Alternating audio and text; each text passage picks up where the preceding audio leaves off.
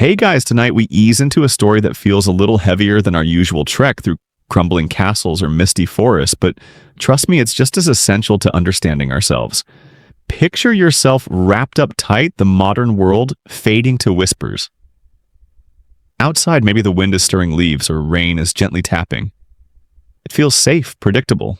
Now peel back those layers, slide backward through centuries, through millennia, until you're standing on ancient sands or perhaps within stone walls, lit by flickering oil lamps. Imagine life where medical knowledge wasn't neatly filed in textbooks, where explanations for difference often danced with superstition or perceived divine will. Let's be real, you probably wouldn't survive 5 minutes back then without your phone, let alone navigate complex social norms about who fit and who didn't. So, before you get comfortable, take a moment to like the video and subscribe, but only if you genuinely enjoy what I do here. Tell me where you're listening from and what time it is. It's always wild to think about us all connecting across time zones, tucked in for the night. Now dim the lights, maybe turn on a fan for that soft background hum, and let's ease into tonight's journey together. And so, you step, or rather drift back into the hush of truly ancient times. Not just Rome and Greece, but cultures that came long before systems of belief and social order that seem utterly alien, yet laid foundations we still stand upon. Think ancient Egypt. You picture pharaohs, pyramids, hieroglyphs that still hold mysteries. What you might not picture is how they viewed individuals who presented differently from the perceived norm. Unlike some later, harsher periods we'll touch upon, there's evidence that differences in stature or form, like various forms of dwarfism, which were sometimes accompanied by characteristics now associated with conditions like achondroplasia, weren't always seen as burdens or ill omens. In fact, you find depictions in art, even burials of individuals who had distinct physical traits alongside other members of society, suggesting a level of integration. Court dwarfs, for example, weren't just figures of fun. They held positions of respect, even veneration sometimes associated with deities or considered touched by the gods. While this isn't directly about what we now call Down syndrome, as classification didn't exist, it tells you something crucial. Ancient minds grappled with human variation, and their conclusions weren't a simple monolithic reject the different. Fast forward a bit, or perhaps sideways, depending on your historical GPS, to ancient Mesopotamia. You're navigating bustling markets, mud brick homes, and decoding cuneiform tablets. Here, perceptions could be vastly different. Physical or mental differences might be meticulously noted, not necessarily for medical reasons, but as omens, signs from the gods or fate about the future. A child born with certain characteristics could be interpreted positively or negatively, influencing their reception into the family and community. It's a flip side to the Egyptian picture where difference leaned towards sacred connection. Here, it could be tangled in the anxieties of prognostication. You realize quickly that there wasn't one universal ancient view. It was a patchwork quilt of interpretations tied to religion, superstition, and practicality. Speaking of practicality, did they have historical health records? Not in the way you or I would recognize them. Most insights are pieced together from things like medical papyri that list symptoms and remedies, often involving herbs and incantations. Not exactly double-blind studies. I'm afraid artistic depictions, legal codes, and unfortunately burial sites which reveal physical traits. You wonder chillingly how many individuals with pronounced differences simply didn't leave any archaeological trace because they didn't survive early childhood. This silence is perhaps the loudest historical voice sometimes. Venturing further west towards the Mediterranean heartland. Ancient Greece, home of philosophy, democracy, well for some, and quite rigorous physical ideals. Sparta famously practiced eugenics of a sort involving examination of newborns, and a legendary and potentially exaggerated practice of leaving weak infants exposed to the elements. The infamous Apisthes spot on Mount Taygetus. Athens might have been philosophically diverse, but their practical application regarding difference could still be harsh. Abandonment wasn't uncommon, a brutal calculus based on resources, family honor, and societal pressures. If a child seemed likely to be a burden, survival was precarious. Then there's Rome. You walk the cobblestone streets of the Republic or Empire, feeling the weight of engineering marvels and complex law codes. Roman society was incredibly hierarchical, obsessed with order, and surprisingly pragmatic. Roman law, specifically the concept of patria potestas, the father's power over his household, including life and death over children, granted fathers significant rights regarding the acceptance or rejection of a newborn. If an infant had significant physical differences or appeared deformed, monstrum, or prodigium, the father had the legal right not to raise them. Abandonment was common, sometimes leading to death, sometimes to enslavement, or occasionally, bizarrely, to being picked up by others for various reasons, including exploitation. However, it wasn't always rejection. Roman families varied greatly, and wealth or specific circumstances could lead to acceptance and care, even for children with notable physical or intellectual differences. Some inscriptions and references suggest children with differences were sometimes cared for within families or wealthy households. Here's a quirky tidbit. In some ancient cultures, there were specific beliefs around sports of nature or individuals who were physically unusual. They might be seen as favored by specific gods or even worshipped themselves, blurring the lines between human difference and divine manifestation. It speaks to a worldview far removed from modern medical diagnostics, one where perceived anomalies weren't diseases to be cured but symbols to be interpreted. One fascinating example, though, debated in its precise interpretation, relates to terracotta figures from ancient South America, depicting individuals with what some scholars believe might represent features associated with Down syndrome, or other developmental conditions shown as integrated into community life, or depicted in ritualistic contexts. Whether this represented social inclusion, medical observation, or religious belief is still debated naturally. So as you can see, plumbing the depths of how ancient people viewed developmental or physical differences without the concept of trisomy 21 or even formal diagnostic categories is complex. We're looking at reactions to observed differences. Historians still argue whether practices like infant exposure in places like Sparta or Rome were primarily about weeding out obvious physical disabilities, or simply a harsh method of family planning for any perceived weakness or burden in resource-scarce times, or even just cultural myth amplified by later writers. It's murky territory relying on interpretation of fragmented texts, silent stones, and the whispers of archaeology. The consistent theme is the variation: acceptance, veneration, fear, abandonment, exploitation tied to locale, era, social status, and perhaps simply the individual nature of the families involved. There was no safety net, no standard of care as you know it. You were utterly reliant on your family and community's immediate reaction. Quite the thought to end this first drift through time, isn't it? Your familiar world of support systems suddenly feels very, very precious. So you gently drift from the sun-drenched or dusty paths of antiquity and find yourself under the cool, shadowed arches of medieval Europe. The air smells different here. Wood smoke, damp earth, maybe incense from a nearby chapel.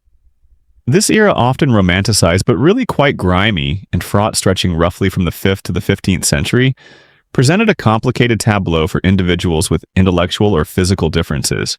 Unlike the often varied but potentially practical views of antiquity, the Middle Ages are deeply colored by the burgeoning and later dominant force of Christianity.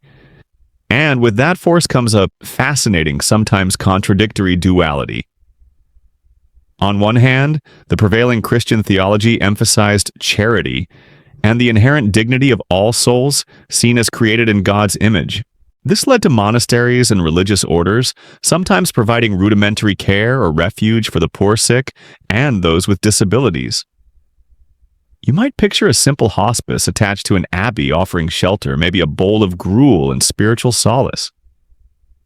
For an individual with significant needs who had no family, this could be a precarious but potentially life-saving haven, albeit often focused on the afterlife rather than earthly improvement. Think of figures often called innocents, individuals with apparent intellectual disabilities who might be seen as closer to God because they lacked worldly cunning or sin. Their pronouncements could even be interpreted as divine inspiration or prophecy, earning them a strange kind of protection or veneration within a village or even a noble household.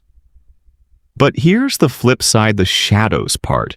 Alongside piety and charity, Medieval minds were saturated with superstition, folklore, and a fear of the unknown or the different. Differences in appearance, behavior, or ability could be misinterpreted through a lens of fear. Were they touched by God or touched by the devil? Were they the result of maternal sin and interaction with fairies or demons or even divine punishment? These beliefs could easily swing the pendulum from protection to persecution. A child born with significant differences might still be abandoned, not just for economic reasons like in Rome, but because they were feared as a changeling, a fairy child swapped for a human baby, or a sign of demonic influence on the mother during pregnancy. Imagine being born into a community where whispers and fearful glances followed you simply because you looked or behaved differently. Not exactly the welcome wagon, was it? It makes your modern concerns about awkward social interactions feel like a walk in the park. You stumble carefully through a muddy village street. A farmer calloused hands gripping a hoe gives you a wary look. The baker dusting flour from his apron hums a plain song tune. In this tightly knit, largely illiterate world, communal opinion was paramount. If an individual was seen as contributing in some small way, perhaps doing simple chores or providing some minor form of entertainment, which sadly could also verge into cruel mockery, another shadow aspect, they might be tolerated. But if their needs were perceived as too great, their behavior too disruptive, or if misfortune seemed to follow in their wake, easy to blame on the other, the community could turn harsh. Banishment wasn't out of the question, essentially a death sentence in the unforgiving medieval landscape. A mainstream historical fact relevant here is the concept of the village idiot. While a deeply insensitive and outdated term now, it reflected a societal phenomenon where individuals with significant intellectual impairments often remained within their community, perhaps marginally integrated, but often the target of derision and neglect. They weren't locked away in asylums, those were more of a later development, but their lives were tenuous and vulnerable, relying utterly on the fickle mercy of their neighbors. Think of medieval art. Sometimes individuals with different appearances are depicted in grotesque or satirical ways, reflecting societal attitudes that could range from pity to contempt. One specific historical document type, providing insight though difficult to interpret regarding developmental disabilities, are court records or chronicles mentioning individuals deemed incapable of managing their affairs due to mental infirmity, sometimes detailing guardianship or how their property was handled, offering glimpses into their legal status, however marginal. Here's a quirky tidbit. While not specifically tied to Down syndrome characteristics as understood today, the belief in changeling babies was incredibly widespread and persistent across medieval Europe. A sickly child, one who didn't thrive, cried excessively, or behaved in ways deemed unnatural might be suspected of being a fairy replacement. There were various folk rituals to get the real baby back, which often involved actions potentially harmful to the child, or suspected of being a changeling, highlighting the tangible dangers superstition posed. It shows how easily fear of the unexplained could manifest in tragically harmful ways towards vulnerable children.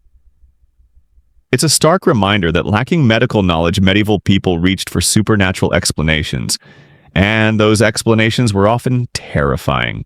Like thinking your Wi-Fi issues are caused by pixies, except way less charming and with actual pitchforks. Back in that quiet monastery hospice, you might see someone with a gentle, guileless demeanor, perhaps performing simple tasks, perhaps just sheltered from the harsher realities outside. This monastic care, while perhaps religiously motivated and not therapeutically driven, offered a basic safety net for some. Conversely, walk near the stocks in a market square, and you might unfortunately witness someone with differences being mocked or exploited for entertainment. A dark echo of ancient practices, but filtered through a distinctly medieval fear of aberration. Historians still argue whether the instances of veneration for innocence represent genuine respect and understanding within the medieval context, or were simply isolated cases overshadowed by more prevalent attitudes of fear, neglect, and exploitation stemming from ignorance and superstition. Pinpointing average lived experience is incredibly challenging. As you pull back from this glimpse of the medieval world, you feel the pervasive influence of belief systems, both the potential for charity and the potent dangers of fearful interpretation. Unlike our neat boxes of medical conditions, Medieval perception was a chaotic mix of faith, fear, and practicality, making life for anyone significantly other a dangerous roll of the dice. One moment you might be seen as blessed, the next cursed. It gives Monday feeling a whole new level of anxiety, doesn't it? The foundations of understanding were being laid incredibly slowly and erratically, but mostly difference was a mystery to be navigated with hope, dread, or indifference. You slip forward again the heavy stone of the Middle Ages, giving way to the burgeoning light and geometric precision of the Age of Reason, roughly the 17th and 18th centuries. You feel the shift in the air, less wood smoke and incense, more crisp air, and the scent of ink on paper. This is a time when thinkers, philosophers, and early scientists were striving to categorize, analyze, and understand the world through observation and rationality, rejecting, or at least questioning, the purely theological and superstitious explanations of the past. It's a fascinating era of contradictions, immense intellectual progress alongside new forms of control and classification that would have profound implications. For individuals with intellectual or physical differences, this era of reason wasn't necessarily an immediate path to greater understanding or compassion. Instead, the drive to categorize everything from plants to human societies also extended to human variation and deviance from the perceived norm. The focus wasn't just on why someone was different in a religious sense, but how they were different in a biological or observable sense. Think of naturalists meticulously classifying species. Now apply that mindset clumsily and often judgmentally to people. This era saw the rise of interest in taxonomy applied to human beings. Differences, including intellectual impairments, were increasingly seen as inherent traits that could and should be classified, studied, and, well, often managed away from the normal population. The great thinkers of the time pondered the nature of intellect, reason, and sanity. They debated the distinction between madness, often broadly applied to various mental health conditions, or unusual behaviors, and idiocy or imbecility, terms used to describe what would now encompass a range of intellectual disabilities without specific distinctions like Down syndrome, of course. These terms, though, offensive to modern ears, reflect the era's attempt to create categories where none formally existed before, but categories often led to boundaries and boundaries to exclusion. With the increasing urbanization and changing social structures, the older models of precarious community tolerance or limited monastic care became less viable for individuals with complex needs. This era sees the slow but steady rise of purpose-built institutions for those deemed incapable of functioning in society. Not just prisons for criminals or hospitals for the sick, but workhouses, poorhouses, and eventually early forms of asylums. The motivation was a mix removing the problem from public view, imposing order, and perhaps a genuine but deeply misguided belief that segregation offered a better, or at least more controlled environment for the individual and less strain on society. You picture vast, imposing stone buildings on the edge of a town, stark and separate from the everyday world. Entry was often based on perceived inability to work or manage oneself, trapping many individuals who today would be supported in the community. A mainstream historical fact of this period is the work of figures like Philippe Pinel in France, who advocated for more humane treatment of the mentally ill, separating them from criminals, and focused on moral treatment rather than restraint. While his primary focus was on psychiatric conditions, his efforts contributed to the broader discussion about institutionalization and care for those with perceived mental incapacities. However, applying these principles effectively, or distinguishing between mental illness and intellectual disability, which were often lumped together under terms like lunacy or idiocy, was a struggle throughout the century. It's like trying to sort your email into important and spam without a proper filter. Things get messy. Here's a quirky tidbit. There was a medical curiosity around what caused physical and intellectual differences.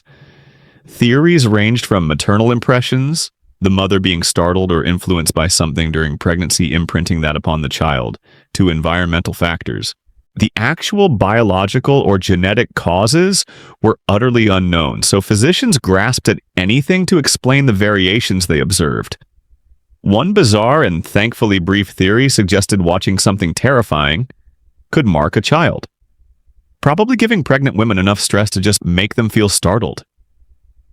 This shows the vast chasm of medical ignorance that prevailed. Understanding physical or cognitive differences felt like peering through very smudged glass. The practical outcome of this new rational classifying, institutionalizing mindset for individuals with intellectual differences was often segregation. Instead of integrating imperfectly into villages or relying on variable family care, they were increasingly moved into workhouses or poorhouses, becoming invisible members of society grouped with the poor, the elderly without support, and the physically disabled. Life in these institutions was often harsh, dictated by efficiency and minimal expense rather than individual needs. While intended by some reformers to be orderly and productive, they often became overcrowded, unsanitary, and devoid of any meaningful engagement or individual care. Imagine your days being a monotonous, soul-numbing routine, determined by someone else's definition of usefulness. It makes filling out spreadsheets sound like a wild party. Historians still argue whether the motivations behind the rise of these early institutions were primarily humanitarian to protect individuals, or provide a structured life social control removing burdens and undesirables from society, or economic harnessing labor where possible containing those who couldn't contribute. Likely it was a complex brew of all three varying by location and specific institution. What is clear is that it set a pattern. Rather than support within communities, the response to significant intellectual difference often became separation and containment. As you move forward from this era, you feel the weight of those cold stone walls. The Age of Reason with all its light paradoxically laid the groundwork for widespread institutionalization by applying a lens of classification and control to human difference. It moved the understanding haltingly from divine or demonic to biological anomaly as they understood it, but often responded with separation rather than support. You leave behind a world trying to make sense of everything, and in the process often making things much harder for those who didn't fit neatly into the new categories. It's a sober reminder that progress isn't always a straight, benevolent line. The faint scent of Enlightenment ideals, that air of categorizing and classifying, begins to fade as you step into the murky, rapidly changing 19th century. This is the age of Industrial Revolution sprawling cities, gaslight, flickering in fog, and a burgeoning, often chaotic rise in scientific and medical inquiry. Building on the rationalism of the previous centuries, physicians and social reformers were increasingly observing, documenting, and attempting to alleviate various human conditions, albeit often with a distinct lack of unified understanding. In the years leading up to the pivotal work we'll discuss shortly, people exhibiting characteristics we now associate with Down syndrome were certainly present in society, both within institutions born from the Age of Reason and living precariously with families. What's crucial here is that nobody connected the dots in a formal, recognized way. There was no name for the condition, no clinical definition. What you had were isolated observations by various medical practitioners, social workers, or even writers who noted distinct patterns of physical appearance and developmental difference in certain individuals. Imagine a busy asylum doctor in London or Paris during the early 1800s. He keeps meticulous notes because everything in the 19th century feels like it involved a quill pen and copious note-taking. He might describe a resident perhaps noting their facial structure, their smaller stature, or delays in their speech and learning compared to others. He might file these observations under general headings like idiocy or imbecility, those broad catch-all terms we touched on, and attribute the cause to anything from unfortunate heredity to childhood illness. He would treat this individual's symptoms or behavior as an isolated case within the large, varied population of the institution, not as part of a distinct, recognizable syndrome that occurred in multiple people. It's like noticing that several books on your shelf have red covers and are historical fiction, but not realizing they are all part of the same popular series yet. So, the characteristics were seen, they were sometimes described, but they were completely unlinked.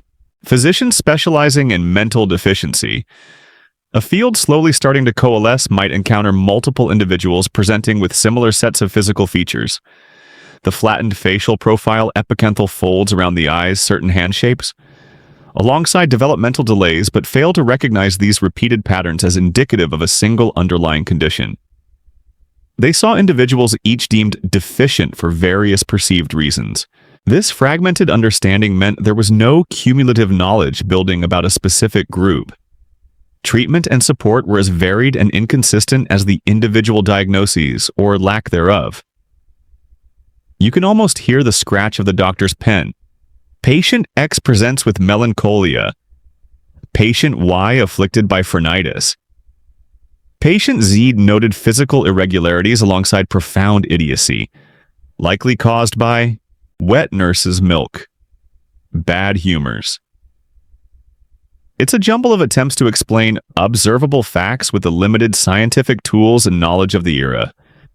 A mainstream historical fact from this time regarding disability documentation would be the surveys and reports on populations within institutions. As governments and charitable organizations began to fund or oversee asylums and poorhouses, statistics were collected on the residents. While these rarely broke down populations by specific types of developmental disability, as we understand them, they would quantify the number of people classified as idiots or imbeciles, giving us a grim, overarching picture of how many were institutionalized without providing insight into underlying conditions.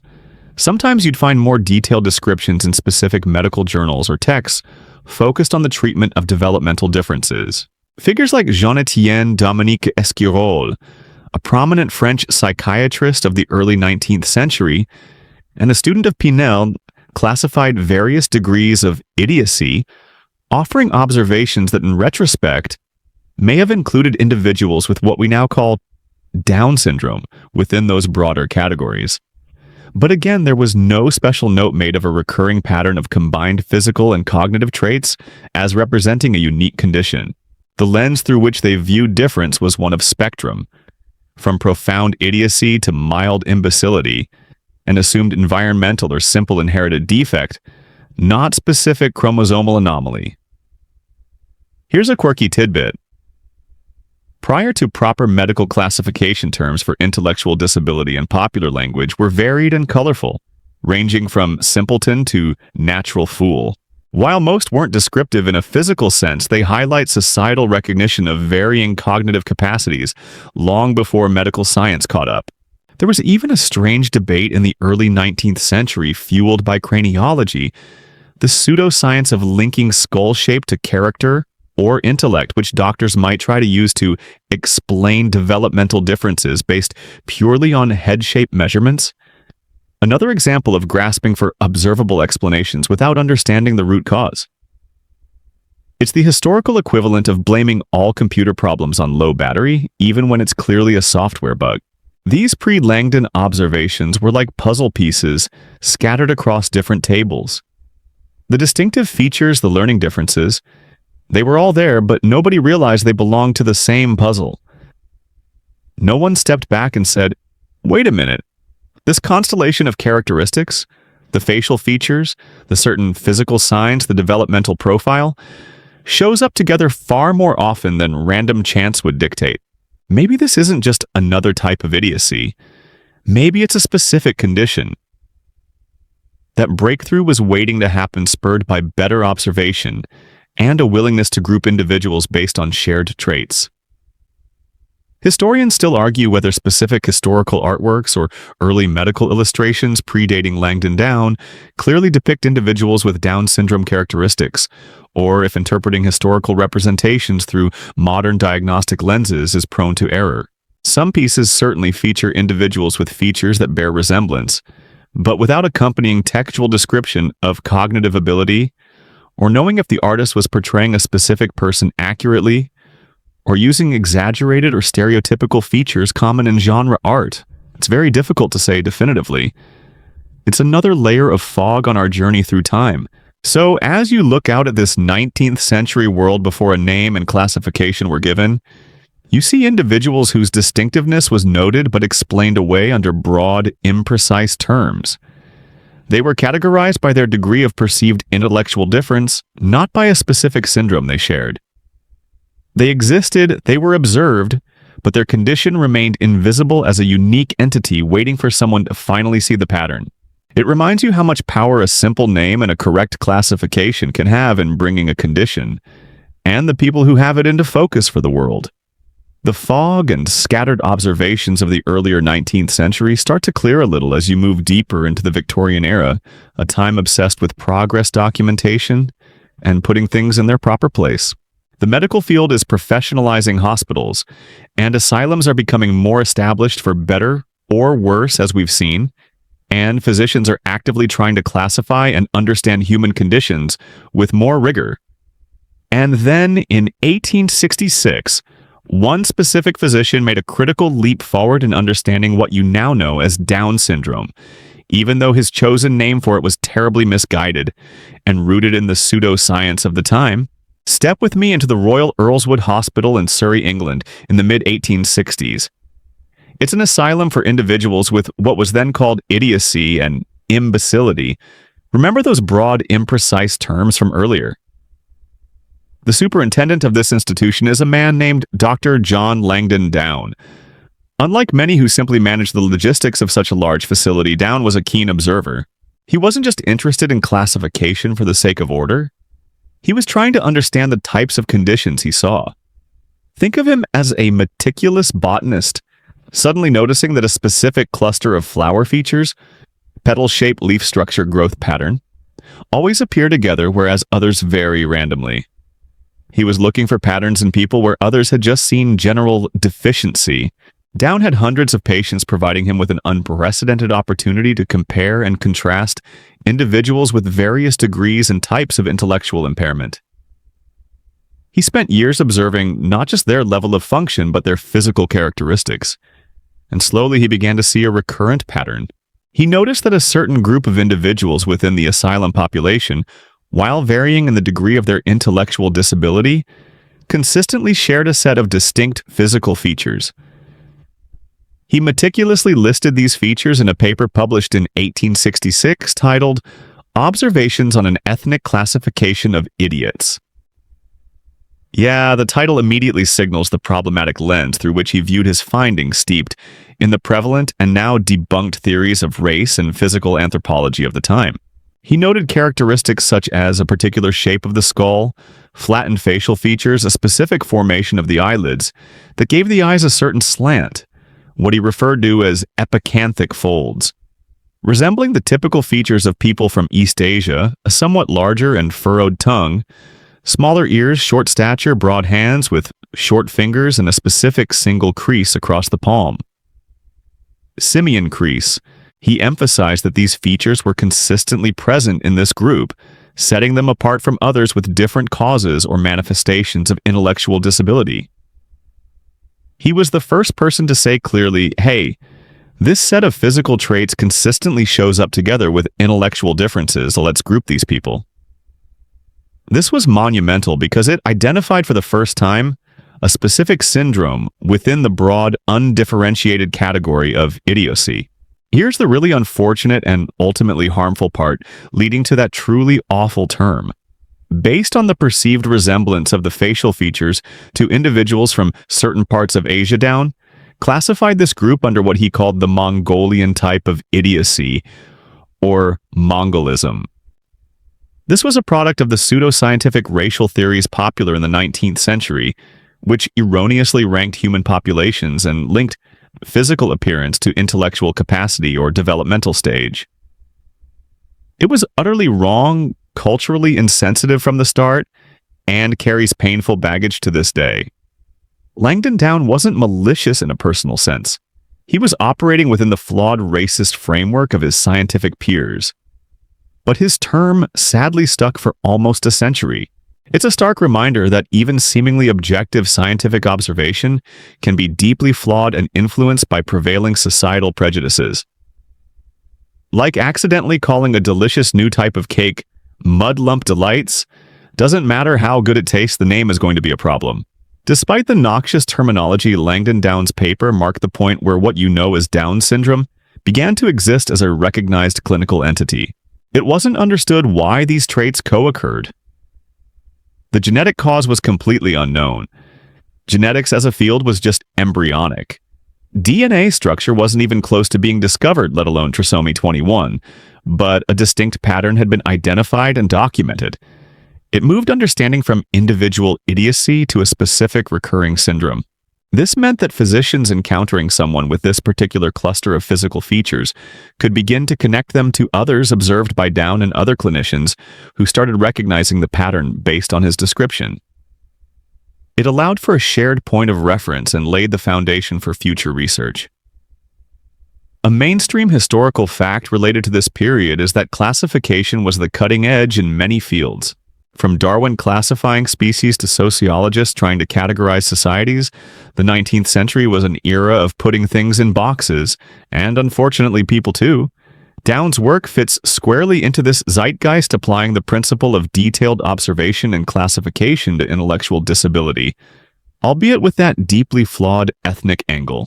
Here's a quirky tidbit. Langdon Down believed that classifying different types of idiocy into these ethnic types wasn't just about description, but held some strange evolutionary significance. He posited that these various forms of intellectual disability represented throwbacks to earlier, less developed racial types in the human evolutionary chain. Utter nonsense from a modern scientific perspective, but it shows how bizarrely 19th century science could attempt to explain human difference, mixing early evolutionary ideas with pervasive racism. It's like using phrenology to choose a dinner companion, just weirdly wrong on every level. Historians still argue whether Langdon Down's ethnic classification was purely a reflection of prevailing 19th century racist anthropology, or if he genuinely and misguidedly believed it held diagnostic or explanatory value beyond simple observation. Regardless, the terminology caused lasting harm and was ultimately abandoned by the scientific community, replaced first by Down's anomaly, or Down's syndrome, and now simply Down syndrome. But put the problematic name aside for a moment while acknowledging its real-world consequences. What Down did was identify a clinical picture. He provided a detailed description that allowed other physicians to recognize this syndrome when they saw it, enabling the first steps towards understanding it not just as general idiocy, but as a specific condition with its own constellation of traits. This recognition, despite being incomplete and built on shaky theoretical ground, was the essential first step from unlinked observation to identifying a particular group of people who shared a unique set of characteristics, setting the stage eventually for figuring out the cause. You've moved from individuals who happen to have certain traits to the identification of a specific syndrome, a huge conceptual leap, even if one part of that leap landed rather uncomfortably.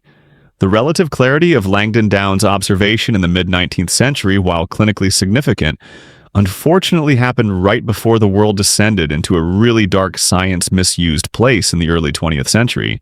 As you slide into this period, the gaslight starts to feel less charming and more ominous.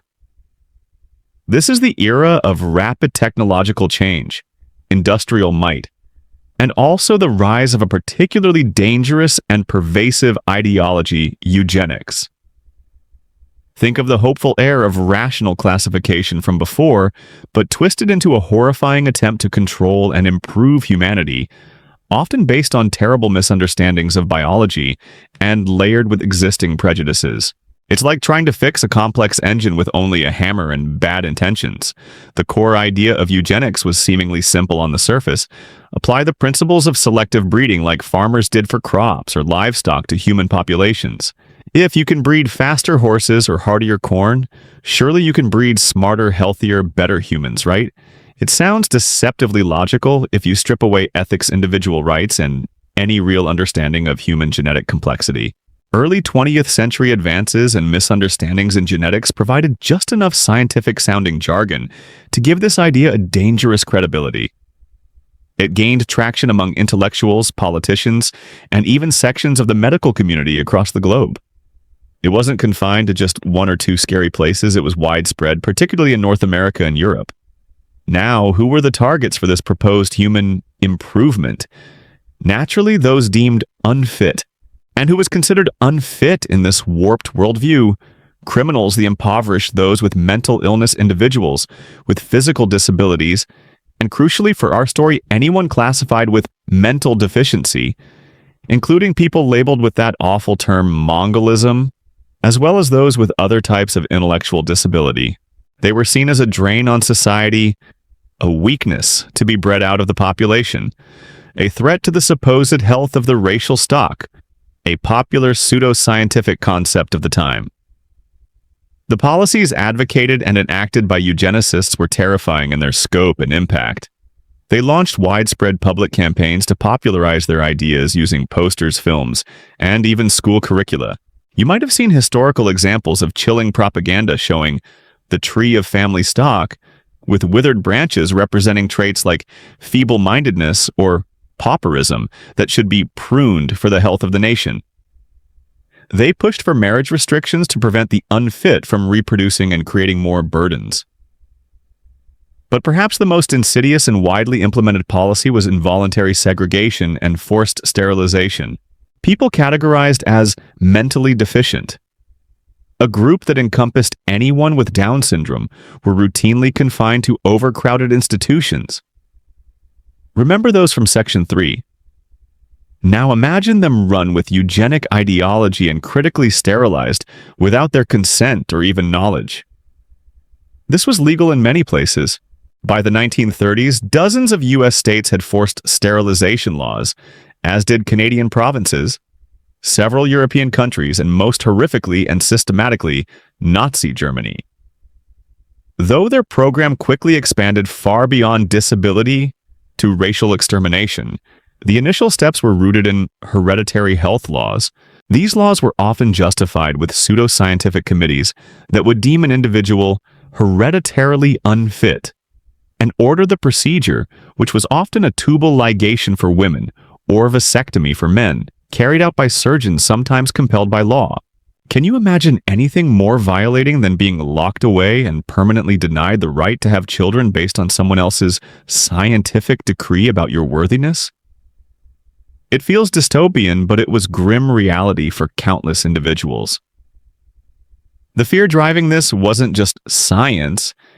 It was tied into deeper societal anxieties, fear of immigration, poverty, social change, and the perceived cost of supporting institutionalized populations. Eugenicists cleverly tapped into these fears, presenting their program as a clean, rational scientific solution to complex social problems. It was chillingly effective at gaining public support, or at least public acquiescence. For those with conditions like Down syndrome in institutions during this period, forced sterilization wasn't a theoretical possibility.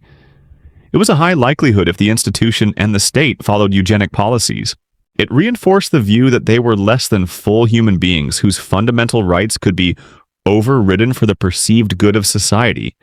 The goal was literally to prevent people like them from ever existing in the future.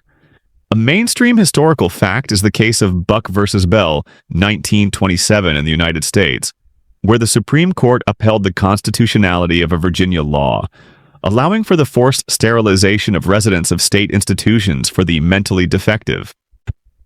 Justice Oliver Wendell Holmes Jr.'s infamous words, "3 generations of imbeciles are enough," chillingly encapsulated the eugenic mindset and gave the legal stamp of approval to state-sponsored forced sterilization based on perceived intellectual capacity. This decision stood for decades legitimizing terrible practices. Here's a quirky but dark tidbit. Eugenics Better Baby contests were a real thing at state fairs in the U.S. during the early 20th century.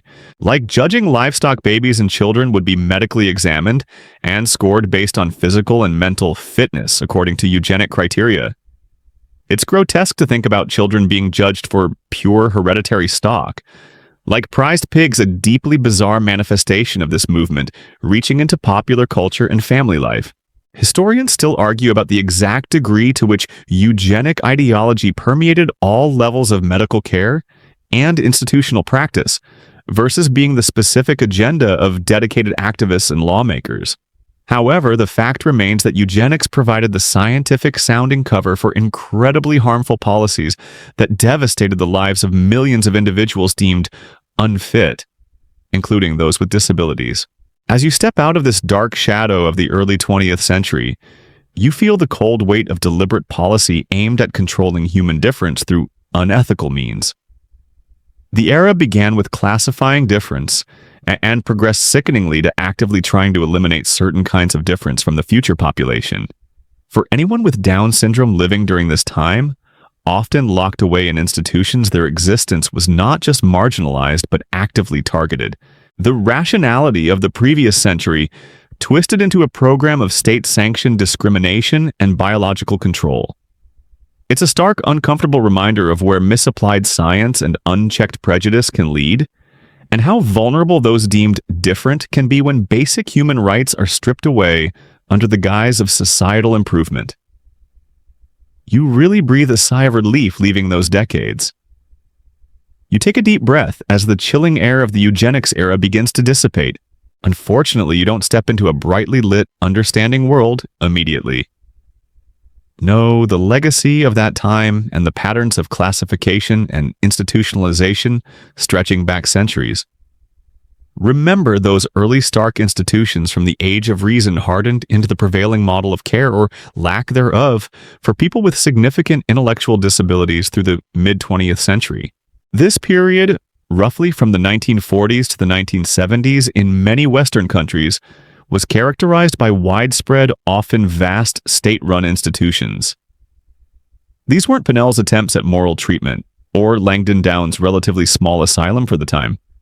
These were often warehouses, enormous facilities housing thousands of individuals frequently in remote locations, intentionally placed far from the eyes of the general public. Think about it: if the previous generation's policy was to prevent these people from being born, what do you do with those who are already here, especially those deemed unfit? You put them somewhere out of the way.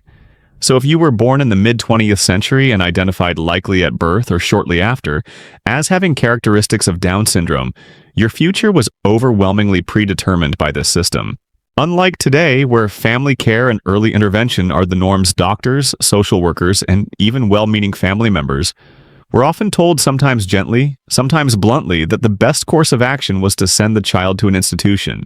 The common belief, reinforced by professional advice, was that these children would require lifelong care that a family couldn't possibly provide, that they wouldn't learn or develop significantly, and that they might even be a burden or a shame. It was a path paved with ignorance and low expectations leading directly to the institutional doorstep. Stepping inside one of these institutions, metaphorically speaking, feels sterile, cavernous, and impersonal. The sheer scale is overwhelming. Miles of corridors, large dormitories with rows of beds, communal day rooms stripped down for easy cleaning. Individualization is minimal.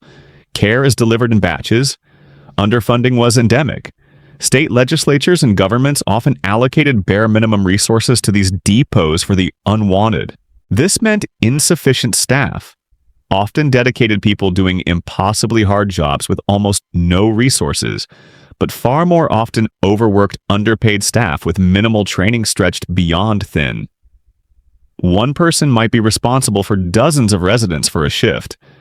What did this lack of resources mean for daily life? It meant neglect. Not always intentional cruelty, though that certainly occurred, but the neglect that comes from systemic failure. Delayed diaper changes leading to painful sores, missed meals, lack of stimulation, limited physical activity, no privacy, and profoundly insufficient human interaction. Imagine being one face among hundreds or thousands with little opportunity for one-on-one attention, teaching, or comfort. Educational or therapeutic programs were often non-existent or rudimentary at best. For individuals with Down syndrome, who benefit enormously from early intervention stimulation and tailored learning opportunities, institutional life was developmentally devastating. Their potential was not just underestimated, it was actively stifled by the environment itself. Life was monotonous. The focus was on basic custodial care, feeding, clothing, often uniform attire, and keeping the residents contained. Days might consist of sitting passively in a day room, staring blankly with little to occupy the mind or body. Physical health often suffered due to poor diet, lack of exercise, and delayed medical attention. Remember the improved health outcomes we'll touch on later. None of that science had translated to widespread institutional practice. They might get treated for an acute illness, but chronic health issues were often ignored. A mainstream historical fact is the explosive growth of state institutions after World War II, as well as their increasing size. Populations in single institutions could swell to 5, 6, or even 7,000 residents in some extreme cases, designed less for individual care and more for mass segregation and containment. States poured money into building or expanding these facilities, cementing institutionalization as the dominant paradigm for managing various forms of disability for decades. The sheer numbers housed provide a stark contrast to the push for community living today. Here's a quirky yet profoundly sad tidbit. In some institutions, basic tasks might be used as the primary form of therapy or activity, even tasks that had little therapeutic value. For example, residents might be put to work endlessly folding laundry, stringing beads without a purpose, or performing other repetitive tasks, simply to keep them occupied, often for hours on end, reinforcing low expectations rather than promoting genuine skill development or engagement. It turned potential moments of learning or contribution into mind-numbing routines devoid of dignity. It's like giving someone a complex puzzle and telling them the only right way to interact with it is to stack the pieces by color, then leaving them alone.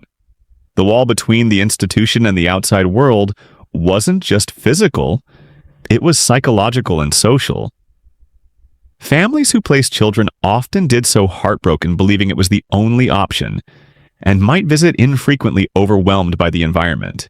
Society, for the most part, forgot these institutions existed or preferred not to think about them. The people inside were invisible.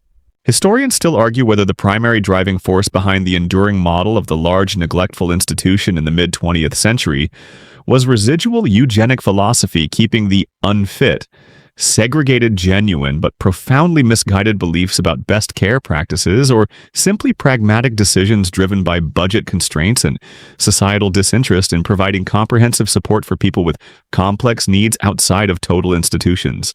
Likely it was a toxic blend of all these factors, resulting in decades of dehumanizing neglect for countless individuals.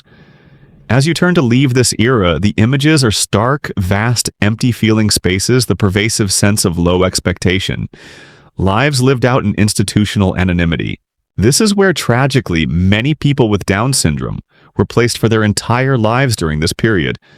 Away from families, away from community, their potential undeveloped, their rights often unrecognized. It's a difficult space in history to sit in, filled with profound sadness and a sense of missed opportunity and outright failure on a societal level.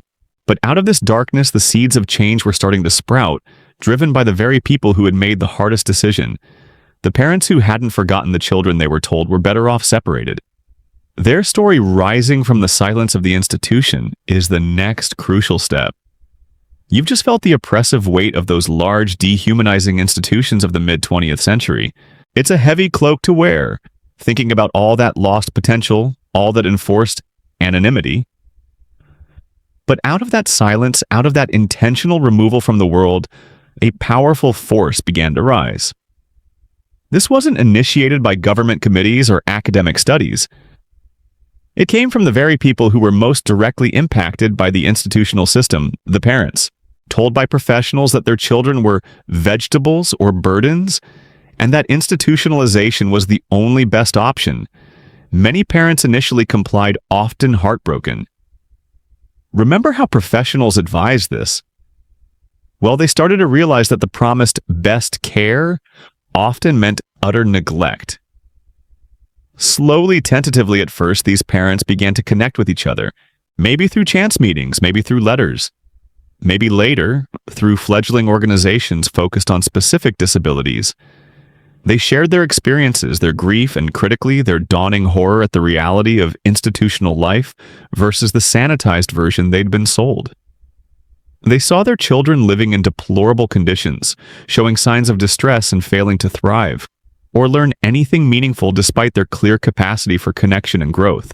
They began to refuse the low expectations imposed by society and many professionals. No, they started saying, this isn't right. My child can learn, can connect, can be part of a family and a community. The problem isn't my child, the problem is this system. This burgeoning network of frustrated and angered parents became the driving force behind the deinstitutionalization movement in the late 20th century, particularly gaining momentum in the 1960s and 70s. It wasn't easy. They were challenging powerful institutions, professional orthodoxies, and deep-seated societal prejudices. Think about forming a revolutionary committee solely via carrier pigeon and whispered conversations at the grocery store, because that's sort of how initial networking felt before mass communication tools. They formed parent advocacy groups, state-level associations, then national ones pushing for change with tireless energy. For families who were juggling the emotional toll of having a child with a disability, often still misunderstood, remember, and perhaps caring for other children or navigating complex financial pressures, taking on the role of fiery social activist is incredibly demanding. It puts folding laundry and mastering complex zoning laws on your weekly to-do list. Their tactics were varied and became increasingly impactful. First, they used public education telling their stories, highlighting the human potential they saw in their children, pushing back against the stereotypes of permanent helplessness. They testified before legislative bodies pushing for funding and policy changes. Then came the harder tactics. Faced with stonewalling or minimal reform efforts by institutional management and governments, they started organizing protests and demonstrations outside institution gates, drawing public attention to places that were designed to be invisible. Imagine brave parents standing in front of huge fences and concrete buildings, holding signs daring the public to see what was hidden away. A pivotal mainstream historical fact of this era is the exposure of horrific conditions at state institutions by brave journalists and parent advocates. The most famous example, arguably kickstarting wider public awareness and driving reform, was Geraldo Rivera's 1972 investigative series on the Willowbrook State School in Staten Island, New York. His report, which aired on live television, uncensored, unheard of, showed truly shocking footage of thousands of residents living in squalor, neglect, and heartbreaking isolation. The public reaction was outrage fueling calls for reform and closure. It was like flipping a switch. Suddenly, the carefully maintained invisibility of these places shattered under the glare of the TV camera. Other exposés, often driven by information leaked by staff or gathered painstakingly by parents during visits, occurred across different regions, revealing systemic abuse and neglect that simply couldn't be denied or ignored any longer. It's tough watching videos of questionable fashion choices from the 70s, let alone seeing footage that exposed humanity's worst treatment of its most vulnerable members from that decade. The pressure built through activism led to legal action. Parent groups, often partnering with civil rights lawyers and newly formed disability rights organizations, began filing lawsuits against states, arguing that institutional confinement amounted to unlawful segregation and a violation of basic human rights: the right to liberty, the right to humane treatment, and the right to education and habilitation in the least restrictive environment. These legal battles were long, complex, and challenging, but they chipped away at the legal foundation of institutionalization. Courts began to rule in favor of the plaintiffs, ordering states to improve conditions in institutions, and more radically to develop community-based alternatives and transition residents out. Remember that Roman law allowing abandonment. We're finally seeing the counter-movement arguing for fundamental rights for individuals with differences. Here's a quirky tidbit from this time. Some early parent groups funded their advocacy efforts through grassroots activities like bake sales, bingo nights, or small local donations, literally fueled by muffins and neighborhood goodwill, before significant grant funding or large-scale fundraising became common for disability advocacy. It was a testament to their determination funding multi-million-dollar legal battles and lobbying efforts, often dollar by dollar or cookie by cookie. It's certainly more heartwarming than relying on venture capital funding, right? This combination of relentless parent advocacy, damning public expose, and landmark legal victories forced a fundamental shift in policy and philosophy towards disability. Away from segregation and towards inclusion, away from warehousing, and towards support in the community. Deinstitutionalization wasn't just closing institutions. It was about creating group homes, providing in-home support services, developing special education programs in local schools, and building day programs and supported employment opportunities. The walls of the institutions didn't just crumble. They had to be replaced by a complex, fragile network of community-based services that often started from scratch and faced significant funding and societal barriers. It's a bit like tearing down a giant flawed power plant and trying to build a million tiny solar panels in its place. Logistically tricky, but infinitely better in principle. Historians still argue fiercely about the long-term success and impacts of the deinstitutionalization movement.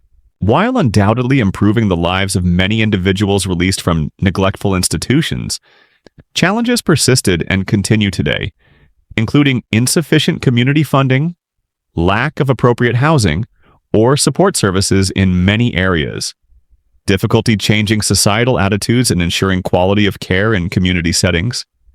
It was and is a complex and ongoing transition. As you step away from this period, you feel the shift, from the resigned silence of institutions to the determined voices of advocates echoing outside their gates and in courtrooms. It was a struggle marked by heartbreak and perseverance, led by those who simply refused to accept that a life of isolation and low expectations was inevitable for their children with Down syndrome and other disabilities. Their fight didn't magically solve everything, but it smashed open doors and laid the vital groundwork for the world of greater inclusion and rights that exists today. You finally see light beginning to break through those old shadows. You're feeling the surge of that energy from the parent, advocates the shift away from the silence and neglect of the institutions. It's a powerful moment of human agency pushing against a seemingly insurmountable system. And as those walls start to legally and physically crumble in some places, another seismic shift is happening not on the streets or in courtrooms, but silently deep within the realm of biological science. While parents fought for rights and visibility on one front, researchers were working on a different kind of visibility, trying to see the very building blocks of human life to understand why this syndrome existed in the first place. Imagine sitting under a microscope in the late 1950s, carefully preparing slides of human cells, squinting, meticulously counting chromosomes. It was painstaking, often frustrating work. The total number of chromosomes in humans wasn't even definitively agreed upon until the mid-1950s. Scientists finally settled on 46. Before that, some thought it was 48. Talk about a fundamental disagreement. It's like starting a road trip and the GPS arguments begin before you even leave the driveway. And then in 1959 came the breakthrough. A French geneticist named Dr. Jérôme Lejeune, along with his colleagues Marthe Gauthier and Raymond Turpin, made a discovery that revolutionized the understanding of Down syndrome and indeed genetic disabilities as a whole. Working in their laboratory in Paris, examining the chromosomes of children with the syndrome Dr. Langdon Down had described, almost a century earlier, they found something remarkable and completely unexpected. They found that instead of the usual 46 chromosomes in each cell, these children had 47. Specifically, they discovered that there was an extra copy of chromosome 21. Think about that for a second.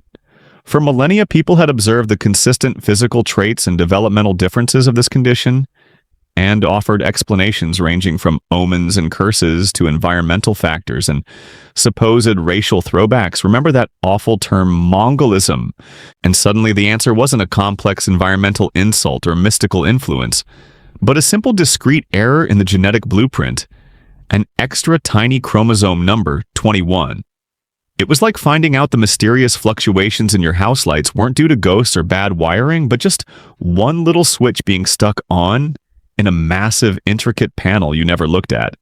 This mainstream historical fact, the identification of trisomy 21 by Lejeune in 1959, was groundbreaking. It instantly moved the understanding of Down syndrome from a vaguely defined mental deficiency, possibly linked to heredity or environment, to a specific identifiable genetic condition. This had massive implications. For the first time, there was a biological explanation. Diagnosis could potentially be confirmed scientifically, eventually leading to karyotype testing, where a picture of a person's chromosomes is taken. And crucially, it definitively debunked the offensive Mongolian idiocy label. Scientists increasingly advocated for and eventually succeeded in having the term changed to Down syndrome, named after Langdon Down, who first described the syndrome even though his explanation was wrong, or trisomy 21 reflecting the genetic cause. The World Health Organization, WHO, formally recommended phasing out the term Mongolism in the late 1960s, thanks partly to lobbying efforts from scientists and delegates from Mongolia. So, science helped fix a major piece of harmful terminology which felt pretty overdue, honestly. Understanding the cause wasn't just an academic exercise. It spurred an explosion of medical research. Since it was now known that an extra copy of genes on chromosome 21 was present, researchers could start to investigate how those extra genes impacted development and function. They began to identify and understand the specific associated health conditions that frequently occur in people with Down syndrome. Things like congenital heart defects, which are much more common than in the general population, gastrointestinal abnormalities hearing, and vision problems, thyroid issues, and a higher likelihood of certain other medical conditions. This specific understanding allowed the medical community to move from simply reacting to health crises to proactively screening and managing these associated conditions from infancy. This proactive approach had a profound effect on health outcomes and dramatically increased life expectancy for people with Down syndrome. In the early 20th century, particularly for those in institutions, the lifespan was often very short, perhaps reaching only their teens or early 20s due to untreated health complications, infections, or neglect.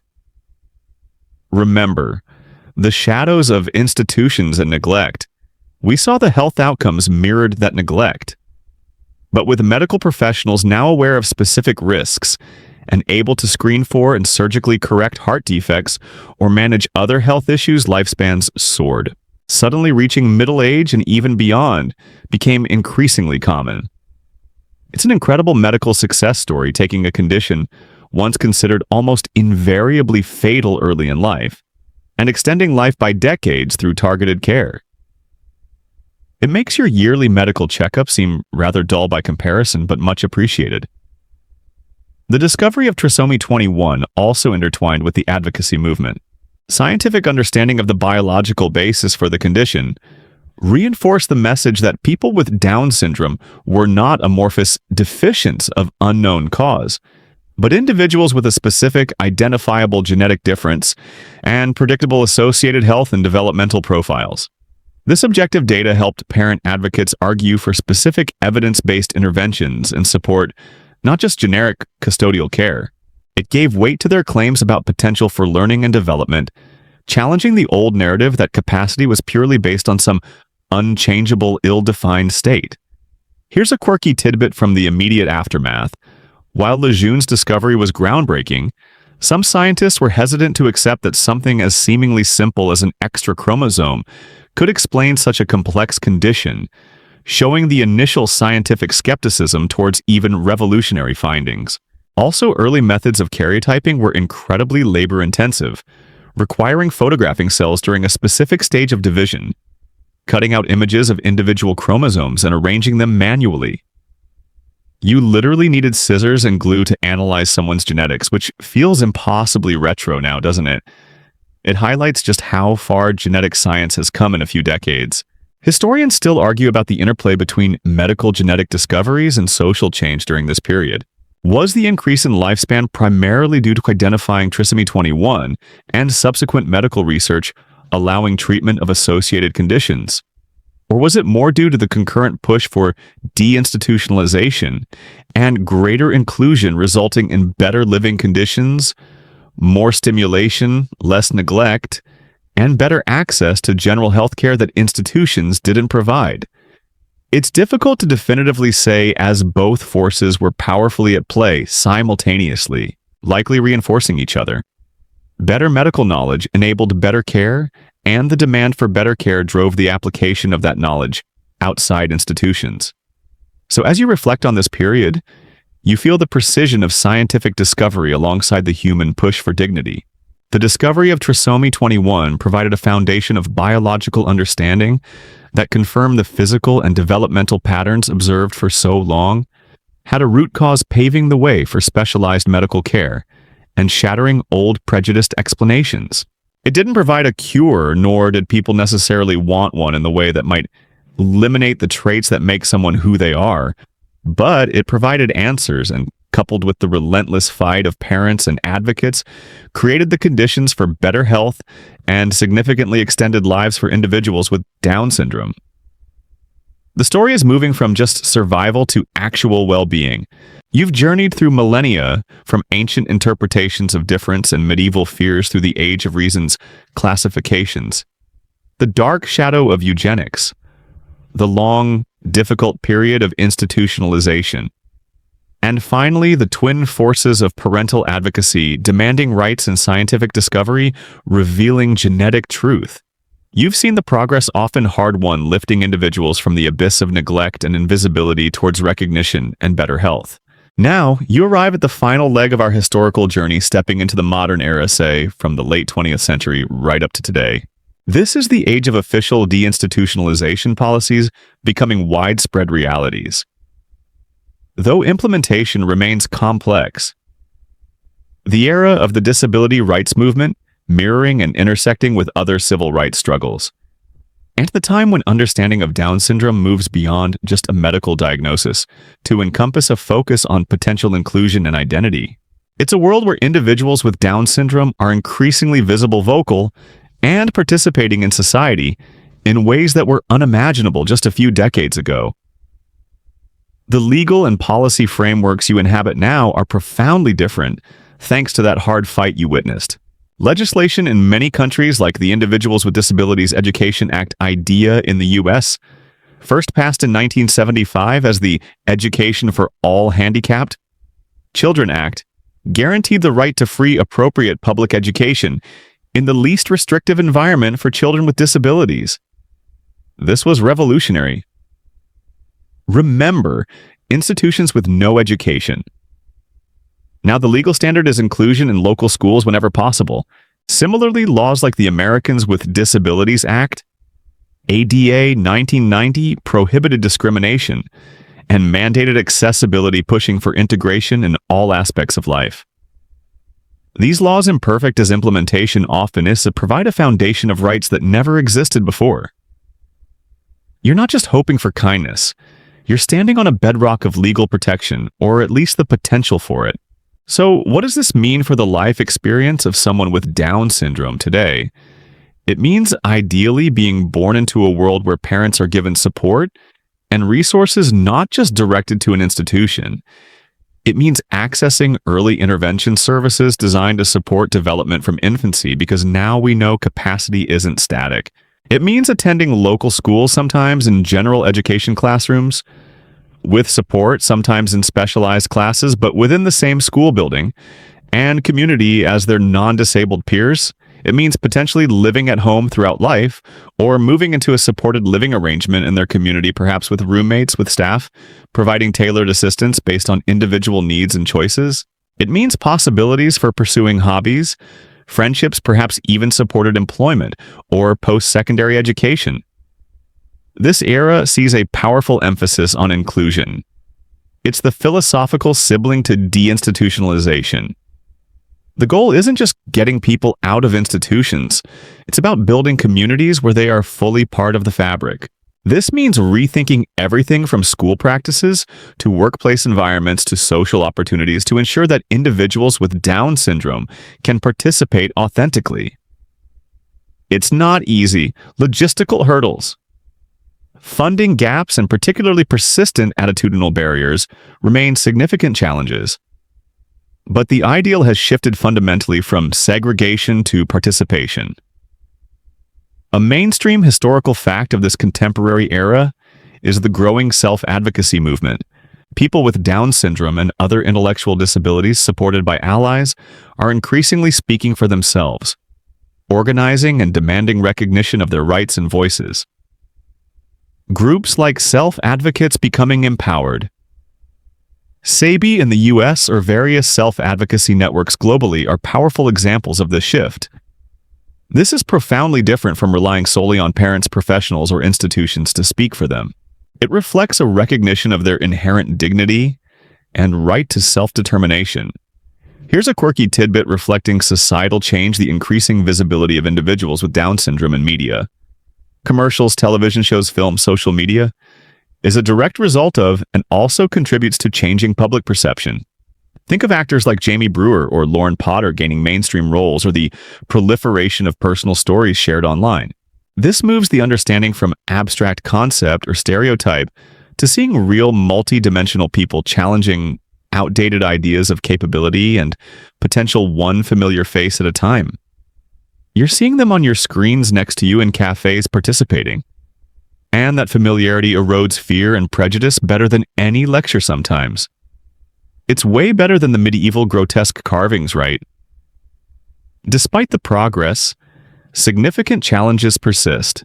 While trisomy 21 gives a genetic basis, the spectrum of how it affects individuals is wide. Needs and capabilities vary greatly. Access to quality healthcare that understands Down syndrome-specific health issues remains uneven. Educational inclusion is often imperfectly implemented with debates around appropriate support and resources. Opportunities for meaningful employment and independent living lag far behind for many. Perhaps most challenging is fighting persistent societal stigma and low expectations often rooted in those centuries-old ideas of intellectual difference as something fundamentally less. Historians and sociologists still argue heatedly about the true extent of meaningful inclusion achieved compared to simply placing people physically in the community. True social acceptance and valuing of individuals with intellectual disabilities remains an ongoing struggle, not a finished task. Are communities truly embracing neurodiversity or just tolerating difference when it's not too disruptive or resource-intensive? You also see new ethical considerations in this era.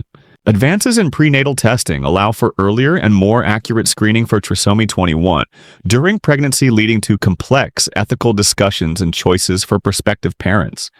Decisions framed differently in a society that theoretically supports inclusion than in one that only offered institutionalization. As you settle here in the present moment, reflecting on this sweep of history, you see how far things have come. From being abandoned or feared, labeled omens or burdens, categorized and institutionalized, sterilized and made invisible, people with Down syndrome have, through immense struggle and aided by scientific understanding, arrived at a place where their rights are recognized, their health is better supported, their potential is being unlocked often thanks to early intervention, and their voices are beginning to be heard. But the journey isn't over. Inclusion and true belonging aren't automatically granted by laws. They have to be actively built and reinforced every single day in schools, workplaces, neighborhoods, and individual interactions. You feel the weight of history's journey lifting somewhat, but you also feel the ongoing work that remains to make full acceptance a reality for everyone, regardless of the number of chromosomes in their cells. The story continues now with all of us shaping the next chapter.